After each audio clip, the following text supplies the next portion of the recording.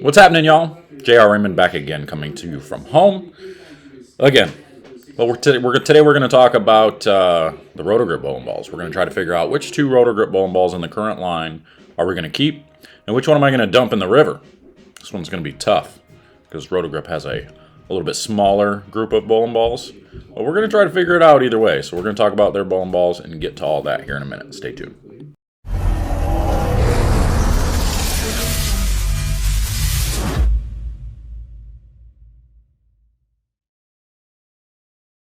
All right, so this one shouldn't take that long since they don't have a huge line. You know, they've got just a few bowling balls, 6 to 8 bowling balls basically, with just different color variations and all that. One that I have not thrown yet, which is the RSTX3. This is one that is at Bowl Expo that they actually just came out with for Bowl Expo. Everything else I have thrown except for the hypes. I haven't thrown any of the hyped.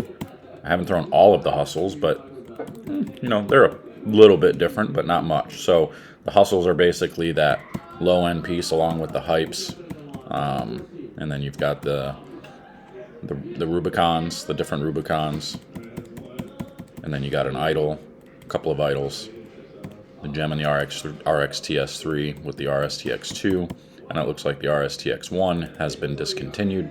So I kind of want to see this. What is this RSTX3 here? Okay, so tech specs, that's what we're looking for. I got the 4K fast finish on it with the old 253053, so higher RG, high diff, so it should clear the fronts pretty good. Get down the lane a little bit better. What do we got here? It's a hybrid. Okay, so it's the hybrid version of this. Wasn't the RSTX1 a hybrid, though? I thought it was. I could be wrong.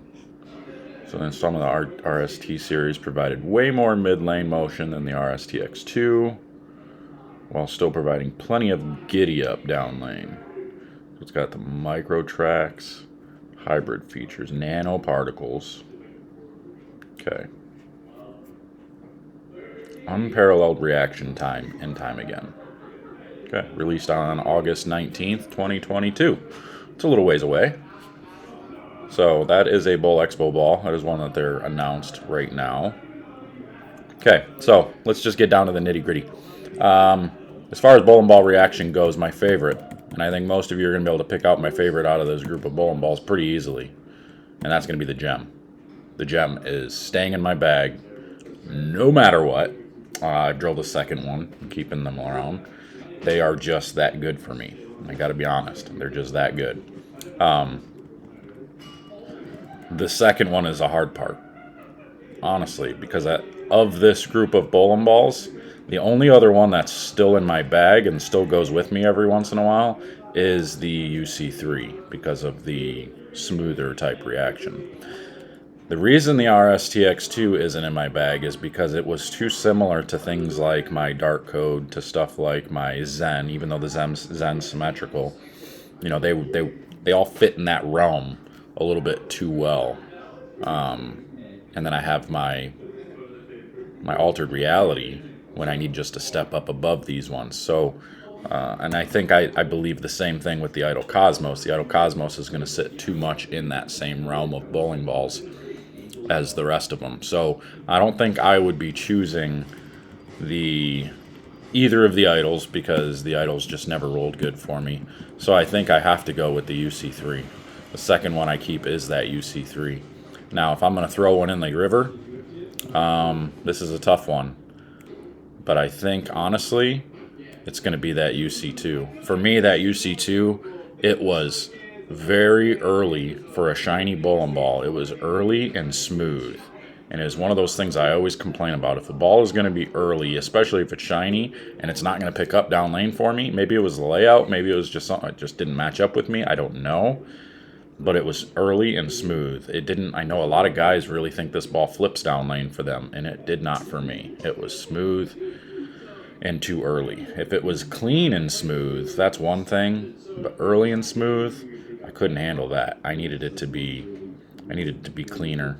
It read the middle of the lane. Like it always tricked me. It always looked like, oh man, look at this thing pick up the lane. And then all of a sudden it would just be like, and it would never really do anything. And it would just kind of scoot its way through there. And I'm like, well, that's going to force me to go left because it's reading so much in the middle. But then it's not going to get through the pins because it doesn't keep going. It doesn't pick up for me. So maybe I needed to surface it up and make it to where I could play straight with it. I don't know. But then if I'm doing that, what do I need? Then I have the gem, or the UC3 to be able to do something like that. Or maybe the RSTX3 will pick up and do that since it's a hybrid cover. I'm kind of curious about the hybrid cover, and I like the colors of that. You know what that reminds me of? That reminds me of the Hypercell. The Hypercell was one that I really, really liked from Roto Grip. So maybe we'll get something similar to that. That would be cool.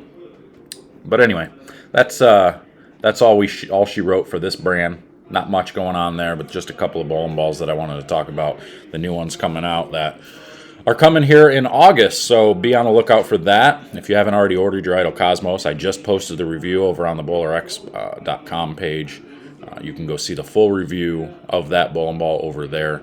But otherwise, I am getting out of here, and I will see you guys next time.